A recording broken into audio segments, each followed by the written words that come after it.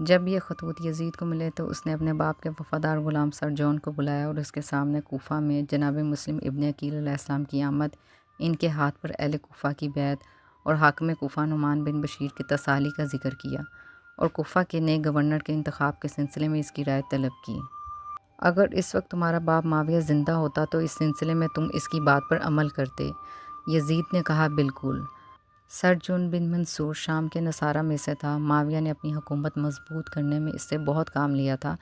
سر جون کا باپ منصور شام فتح ہونے سے قبل ہرقل کی طرف سے بیت المال کا خزانچی تھا۔ اس کا بیٹا سر جون بھی اموی حکومت میں عہدہ پر رہا ہے، باوجود یہ کہ عمر بن خطاب نے یہ حکم دیا تھا کہ عیسائیوں کو سرکاری عہدوں پر نہ رکھا جائے مگر یہ کہ مسلمان ہو جائیں۔ سر جون جانتا تھا کہ یزید عبید اللہ ابن زیاد سے بدظن ہے، اس لیے اس نے یزید کو ٹھنڈا کرنے کے لیے معاویہ کا وہ فرمان نکالا جو اس نے اس کے مرنے سے قبل لکھوا لیا تھا اور اس میں کوفہ کی گورنری عبید اللہ ابن زیاد کے نام لکھ لی تھی۔ جیب سے نکال کر یزید ابن معاویہ کو دکھایا اور کہا عبید اللہ ابن زیاد کے بارے میں یہ تھا معاویہ کا نظریہ، اور اب چونکہ پورا کوفہ بحران کا شکار ہے لہٰذا بصرہ و کوفہ دونوں کا گورنر عبید اللہ ابن زیاد کو بنا دو تاکہ وہ حکومت کے ان دونوں مراکز میں مخالفوں کو کچل دے۔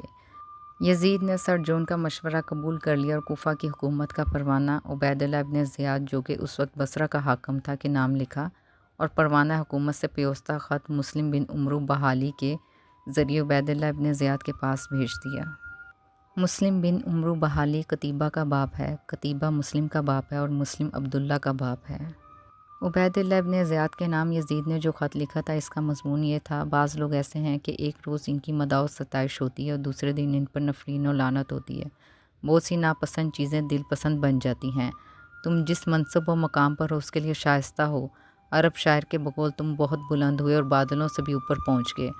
مسند آفتاب کے علاوہ تمہارے شایان شان کوئی اور جگہ نہیں ہے۔ یہی جملہ عبید اللہ ابن زیاد سے یزید کی بدظنی کو آشکار کر دیتا ہے۔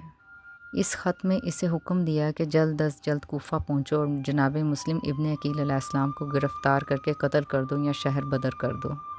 عبید اللہ ابن زیاد کو جب بصرہ میں یزید کا خط ملا تو اس نے حضرت امام حسین علیہ السلام کے اس قاصد کو قتل کرنے کا حکم دیا جو بصرہ کے شرفاء سربر آوردہ افراد کے نام خط لے گیا تھا۔ اس کے بعد شہر کی مسجد میں منبر پر گیا اور کہا